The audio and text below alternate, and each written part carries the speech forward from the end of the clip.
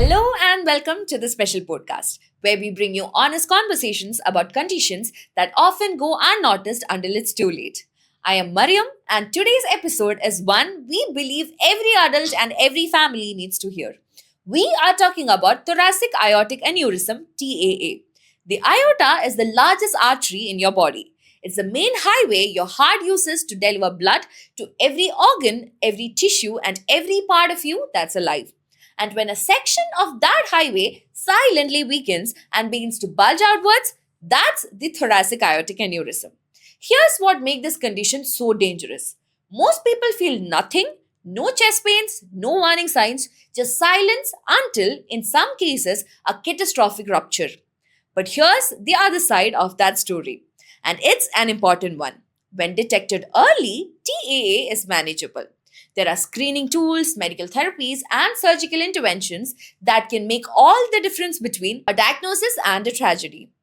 Today, I am joined by Dr. Asish Kumar M, Interventional Cardiologist associated with My Heart at Starcare Hospital, Kozhikode, who has dedicated their work to understanding, diagnosing, and treating conditions of the aorta. Please welcome Dr. Asish Kumar sir to the show. Together, Dr. Asish Kumar M and I are going to walk you through everything you need to understand about TAA, from the biology of what's happening inside the aorta to how doctors screen and diagnose it, to the full range of treatment options available today and what long-term management and prevention look like for patients and their families. Whether you are a patient, a caregiver, or simply someone who believes in staying ahead of your health, this conversation is for you. So let's get into it. So, doctor, for someone who is listening to TAA for the first time, what actually is it, and what happens when it begins in the aorta, and also why does it develop without the patient knowing anything about it? Right. Aneurysm, as you rightly said in the intro, is essentially a bulging of the artery. It can occur anywhere in the body, which means it can involve any artery in the body, but generally there is a predilection, or the chances of the aneurysm developing is much higher in the larger arteries. The largest one in the body is the aorta. We call it an aneurysm when the size exceeds at least 1.5 times the size of the normal artery. And because it bulges out, it can have different shapes as well. Aorta, it's a blood vessel. On cross section, it is circular. So it can bulge out on all sides, which is a uniform swelling, or else it can bulge out on just one side. Okay. So it's based on the shape. We have different sizes of aneurysms, different types of aneurysms. And generally it occurs over a period of time. Why should it occur? It occurs because there is a weakening of the wall of the vessel. Okay. All arteries have 3 layers in the vessel wall. So some defect, which could be genetic, or else some degeneration, what we call, with aging, all of us develop thinning of the skin, graying of the hair, and so on and so forth. Your vision comes down. Similarly, the weakening of the vessel occurs with aging, which occurs faster and to a greater extent in some. Sometimes it could be due to atherosclerosis, which is the same process which results in blocks in the arteries, most commonly affecting the blood vessels of the heart and the blood vessels of the lower extremities. So the same process which causes narrowing of arteries also can cause aneurysms. And why does the patient not know what is happening inside them? I mean, as we said, there is no symptoms, or the patient is not aware of what is happening inside their body until and unless it is diagnosed. Right. So why does that happen? Because it develops very slowly. Something which develops gradually, the body also tends to get adjusted to it. If it is sudden, it produces symptoms. Whereas if it is gradual, the organs around it tend to accommodate the swelling.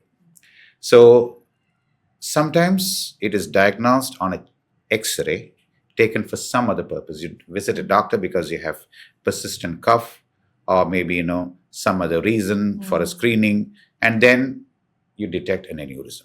Okay. At other times, of course, it can cause symptoms. If it is growing rapidly, it causes more symptoms. If there are certain aneurysms which are related to infections or inflammation, which is basically swelling around the vessel. When you have a swelling of the glands, salivary glands, similarly swelling of the eyes, you call it conjunctivitis. Similarly, there can be swelling or inflammation of the aorta as well, which is called aortitis. So in such situations, it's generally painful, or in the absence of this, as you rightly said, it is to a large extent asymptomatic. Doctor, when we hear about aorta, arteries, and stuff, all we think about is a heart disease or something which is very common. But this is not very common, or this is not widely talked about many people in the society, or globally and also in India. So why does that happen? Why is the diagnosis rate so less? Number one, the prevalence of the disease itself is not as common as the commonest form of heart disease. Okay. In layman's terms, the blocks are the what we call as coronary artery disease. So the prevalence of that is far, far higher. Okay. But that does not mean that aortic aneurysm is a rare entity.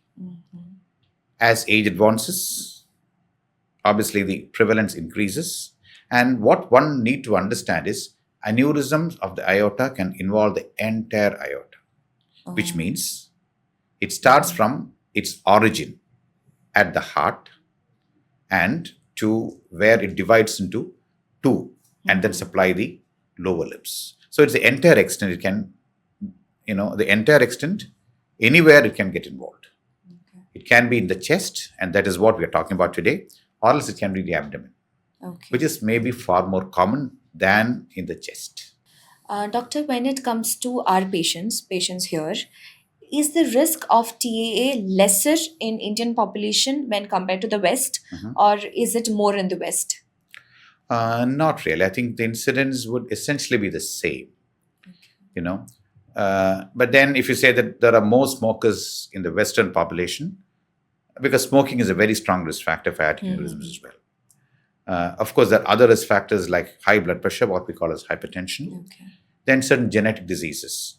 The most well-known is Marfan syndrome. Is this hereditary? Yes. There is a genetic tendency to this as well. As I said, certain genetic diseases, and the most commonly known is Marfan syndrome. It affects a significant proportion of patients of the general population. They are gently tall. They have long extremities, which means they have long hands, long legs, and they tend to have dilated aorta. And as I said, it becomes an aneurysm when it is a localized bulge, which is more than 1.5 times. So they are prone to develop aortic aneurysms in life. And also, doctor, what are the causes usually for this? It's hereditary and it also causes because of smoking. But other than these two, are there symptoms or anything that can make a person develop this condition later in life? Yes, great question. As I said, smoking predisposes, high blood pressure or hypertension predisposes. Then patients with genetic diseases, as you said, predisposes. Now, trauma to the chest wall.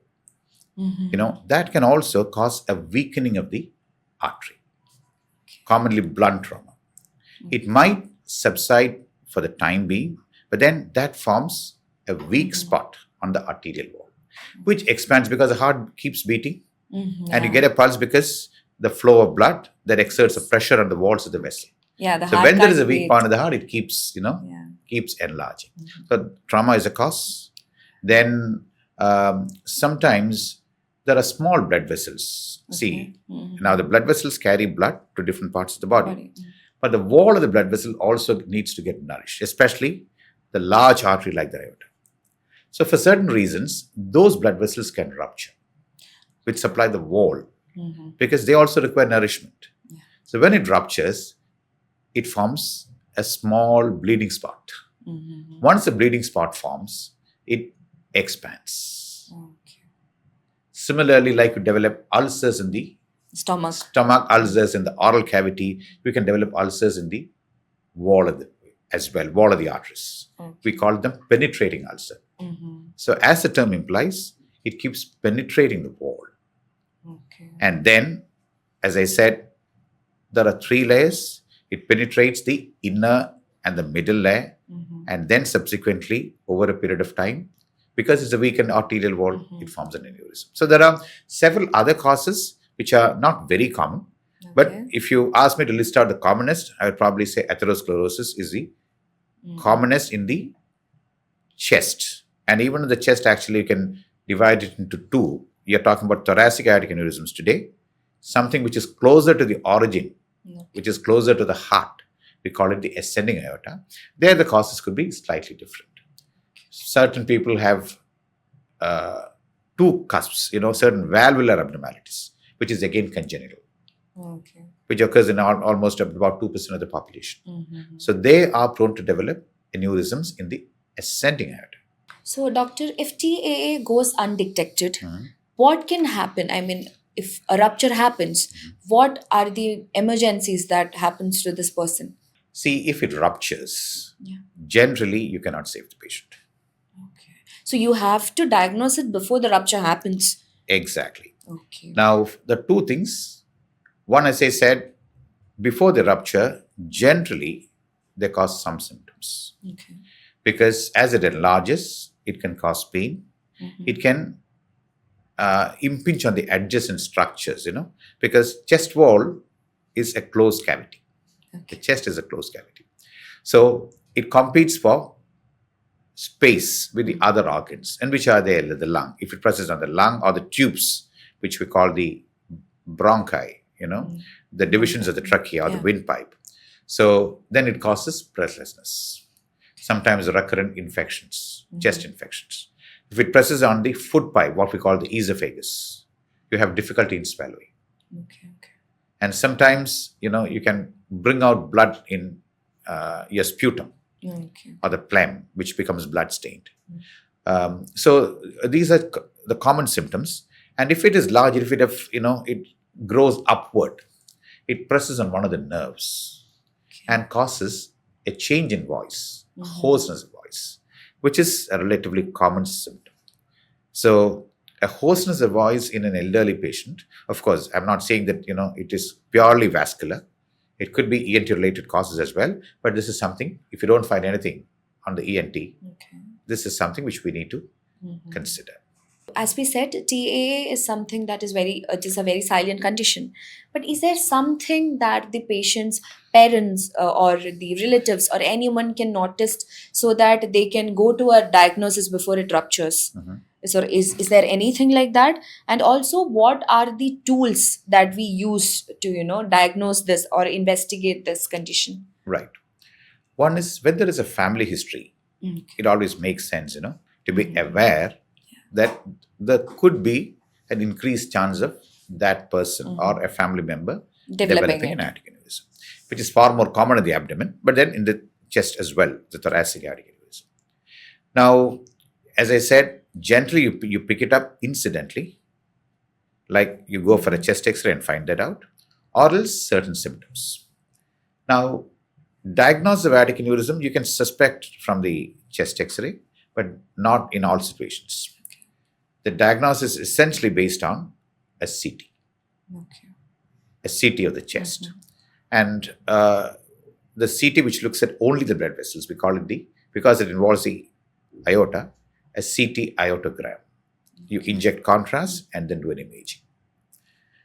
In the chest, unfortunately, you require a CT itself a diagnosis, whereas in the abdomen, it is far easier because you get an ultrasound, which is far easier to do and cheaper as well.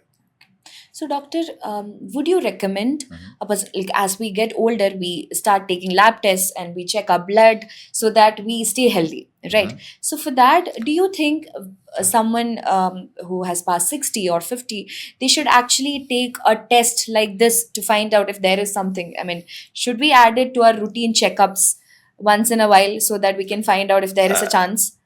Not really in the general population, because it is not that common.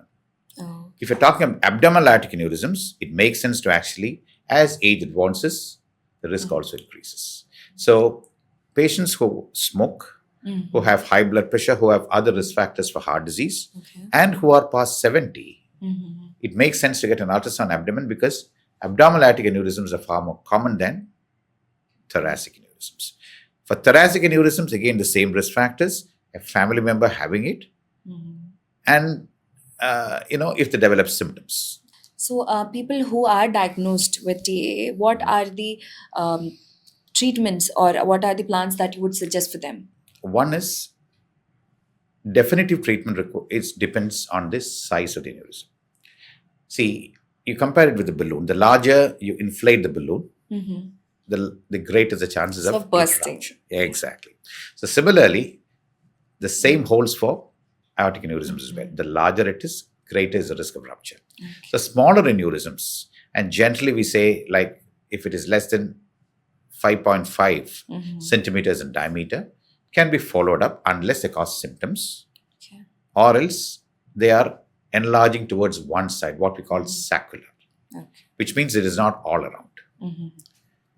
Whereas when there is a uniform enlargement, we go by the sizing. If it is more than 5.5 or 6, depends on the type of definitive treatment. So smaller aneurysms, you just follow them up. And how do you follow them up? You follow them up by chest X-ray, which gives you, not very accurate measurements, gently a CT scan. So, doctor, if when you are diagnosed with it, is there a chance of full recovery? Full recovery means actually there is no medical treatment for this. So what we are trying to do is gently they grow over a period of time. So you can on an average say that about 3 to 4 millimeters per year is the growth that you expect, and that forms the basis for screening. Suppose you get small aneurysms, which means about 4 centimeters or less, or even at the maximum 4.5 centimeters in diameter. Now, you may follow them up every year, because you don't expect that to grow more than the rate that I was talking about. Now, if it is more than 5, then probably you require more frequent follow-ups. So Once if in every it's 6 less, months. then there is less chance of rupture. Exactly, you said it. The larger it is, the greater is the risk of rupture. And you talked about definitive treatment is you fix the aneurysm. And there are several ways of doing that. It's either surgery or non-surgical. I'm not a surgeon, so I do it non-surgically. And then the patients are back to normal. Doctor, what are the complications that the family or the patient's relatives should know about before they go through this treatment? The complication, as I said earlier, it depends on where it presses. It enlarges and presses on the vocal cord, the nerve that supplies the vocal cord, which we call the referent-laryngeal nerve. If it causes significant pressure on the nerve, you may lose your voice to a great extent, and sometimes it is not recoverable. Now, if it ruptures, the most dreaded complication is rupture. The vast majority of patients, they die. Even if they are in the hospital. So there is no chance of saving a person when it's already ruptured? Yes, generally that is the case. But some very few people who are that lucky, sometimes we reach a stage called a contained rupture, which in layman's terms you could say a partial rupture. Like for some reason, not fully, in the sense it has ruptured, but then for some reason spontaneously it has stopped. But that is only a temporary thing. So those sort of patients can still get to the hospital, get treated, and be alive. And I should emphasize, because it is one of the most dramatic complications. It is like in front of you, the patient can be dead in a matter of minutes. Because if it ruptures, the entire blood, roughly a person has about 4.5 to 5 liters of blood, it just goes out of the blood vessel within minutes. So, doctor, what are the definitive treatments that we have to take for this? So, as I said, large aneurysm or it causing pressure symptoms, we need to treat it definitively. There are only 2 options. It is a repair of the aneurysm, which could be by surgery, which has been the age-old method of treatment of aortic aneurysms. But then over the last 20-25 years, we are becoming smarter, like, you know, Yeah, robotic advancement. surgeries and Exactly, everything. Yeah. exactly. So we do it non-surgical. So non-surgical meaning it is minimal invasive. Mm-hmm. Aortic surgeries are gently surgical options, are gently very complex because it's a quite morbid surgery. You open the chest wall, Mm-hmm. significant incision, lots of blood required, patient on anesthesia, and because you're clamping the aorta, you have an aneurysm. There is a normal aorta above, normal segment of the aorta below. Below. You clamp above and below, and then repair surgically. When you do that, the blood supply to the lower limbs, your other organs, especially in the abdomen, Mm-hmm. the kidneys, the spinal cord, etc., can suffer. Okay. So, major complications of surgery would essentially be Mm-hmm. bleeding, sometimes paralysis of the lower limbs. Oh. Whereas if you go for a non-surgical treatment, the prevalence of such complications, being paralyzed of the lower limbs, Lesser. is far, far less. Lesser. At least 5 times less as compared to Mhm. surgery. But sir, when it comes to new advanced technologies, Mhm. the one concern for common people is money. I Yes. mean, will it cost you a lot of money? Mhm. Is it going to, so for that, will you say it is a very expensive procedure when compared to a surgical one? Exactly. See, now the thing is, after the surgery, now the surgery requires hospitalization gently for about a week or so, Okay. at least a week. Mm-hmm. And it takes another 4 to 5 weeks, which Oh, means on the we are lesser looking at, side, you need 1 week. for surgery in the hospital, at least Okay. 1 week of admission, then another 4 to 5 weeks, which makes it like total 5 to 6 weeks before the patient can get back to Normal useful life. work. Yeah. And as I said, now the complications are far more with surgery. Whereas for non-surgical treatment, the cost could essentially be twice as much, Okay. but your hospitalization is about 2 to 3 days. Generally, you don't require even general anesthesia for the procedure. Mm-hmm. You do it under mild sedation, what we call conscious sedation. Okay. No scars. They get back to normalcy much earlier. Within a week, they can get back to work. Okay. Then, depending on the site of involvement, if it is closer to the neck, because the blood vessels which supply the brain all originate from the aorta, like any other vessel in the body. Mm-hmm. So, surgery there and all is far more complex. Okay. Mm-hmm. Patients develop, or there is a risk of developing stroke, etc. All of this can be circumvented these days by modifications in non-surgical treatment. So that is what we specialize in, Okay. trying to do everything Mm-hmm. non-surgical. It requires a lot of effort, Mm-hmm. a team, time, expertise. Yeah. Even then, see, these days people are not uh, very averse to actually, when you want to buy a phone, Yeah. a cell phone, it's pretty expensive. There are cheaper options as well. So similarly, you go for something which is easier, Mm-hmm. better for the patient, Yeah. complication rates are far less, Mm-hmm. and you get back to normalcy fast. Also, doctor, what are the preventive measures we can take so that we can avoid this?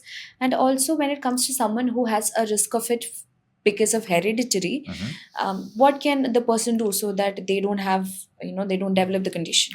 You control your risk factors. Yeah. And the number one killer the world over is smoking. I mean, So, nowadays smoking has become a culture. I mean, and that is in a why way. people, more and more people are developing cardiovascular diseases. And by cardiovascular disease, we include everything: heart disease, stroke, lower extremity arterial disease, which ends with amputation, etc., aortic aneurysms. So, smoking is something which is entirely in the hands of the people. It is not like hypertension which develops over a period of time. Of course, you avoid stress, you eat appropriately, which means less of salt, etc. You can avoid being or avoid developing high blood pressure over a period of time. But smoking, as I said, is entirely in On the hands of people's the hands. yeah. So it is the number one killer and it has to be avoided. Similarly, if you have high blood pressure, treat it well, appropriately. And from a screening perspective, if you have a family history, makes sense to go for a screening like every 2 or 3 years. But then if after 2 or 3 screenings and you don't have it, maybe you can increase the intervals. So, doctor, for someone who already had a chest disease like a stroke or something, and also someone who has high blood pressure, is there a chance of developing TAA even though it is not hereditary? Yes, because now the constellation of risk factors for heart disease and the constellation of risk factors for aortic aneurysms are essentially the same. And as I said much earlier, the same process of atherosclerosis, which is the most common cause of blocks in the arteries, the coronary artery disease. The same process causes blocks there and causes aneurysms in the aorta. So it is possible. It is quite possible. Quite possible. So it is better to get a screening test every 2-3 years, as you said, so that with all the other tests that they are taking. For thoracic, as I said, Yeah. a chest X-ray should suffice. Now, elderly, as you become older, always better to get an ultrasound because the risk of developing an abdominal aortic aneurysm is far higher with age. And there is a difference in sexes as well. Okay. More common in males as compared to females. Okay. So what are the most common non-surgical treatments? Non-surgical, we call it endovascular aneurysm repair. EVAR, EVAR.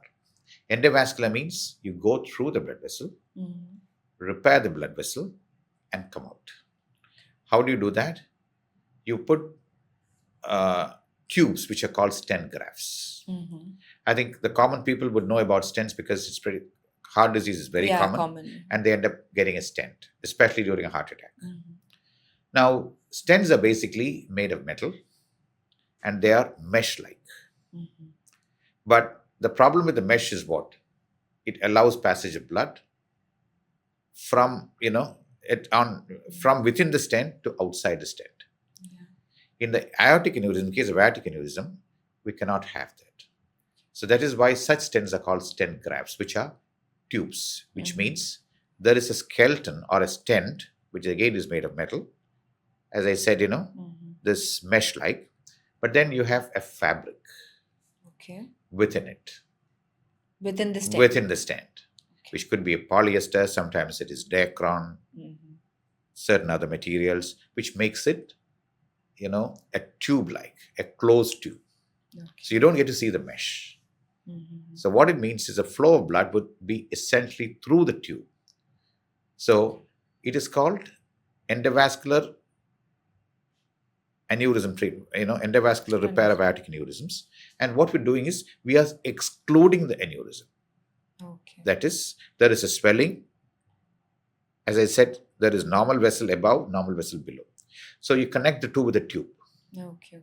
So the swelling gets excluded from the lumen, which means the flow would essentially be through the tube. It is like the carpenters doing something, when there is a problem with the pipe, your water supply, you cut the pipe and you put in and join it both above and below.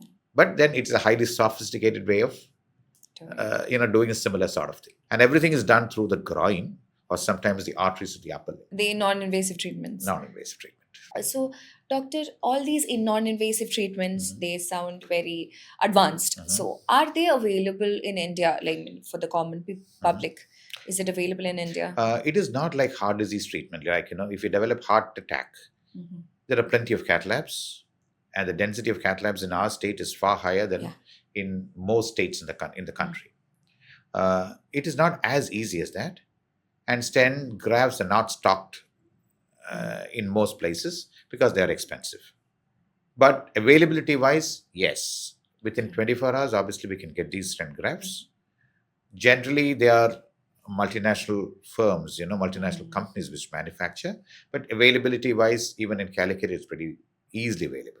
Within 24 hours, you can definitely get most sizes. So, Doctor, as we come to the end of this conversation, it was very good talking with you. I got a lot of knowledge from this. So, what will be the one key message, a clinical message that you would give to the viewers? Large aortic aneurysms, Mm-hmm. you know, if you don't treat them, patients die. Some of these treatments are expensive, but that does not mean that they should be left untreated. Mm-hmm. Because left untreated, as I said, almost 100% of the time, if it ruptures, we lose patients. And subsidized treatments are available. Even government, I think, is moving towards subsidizing some of these treatment options, and they have become a lot cheaper as compared to maybe like 10 years ago. Mm-hmm. So as more and more companies or vendors come forward with newer designs, and it's like what was expensive maybe a few years ago Mm-hmm. has become affordable to most people. But then ultimately, certain treatment options are slightly more expensive. We have covered a lot of ground together, from understanding what happens when the aortic wall begins to weaken to the imaging tools and genetic markers that help doctors catch it early, through the range of options from watchful waiting to open surgery, and all the way to the follow up habits and lifestyle choices that can genuinely change outcomes. If there is one message I want you to carry with you from this episode, it's this: TAA is a silent condition, but it doesn't have to be a silent killer. Awareness is the first intervention. Knowing your family history matters. Knowing your risk factors matters. And having that conversation with your doctor, perhaps for the first time, matters more than you may realize right now. If you or someone you love has been diagnosed with TAA, or if you are simply unsure whether you should be screened, please reach out to the nearest cardiologist. You don't have to navigate this alone. Thank you for spending this time with us. If today's episode added value to your understanding, please share it with a friend, a family member, a colleague. Because sometimes the most powerful thing we can do for someone's health is simply hand them the right information at the right time. Until the next time, take care of your heart. It's working hard for you.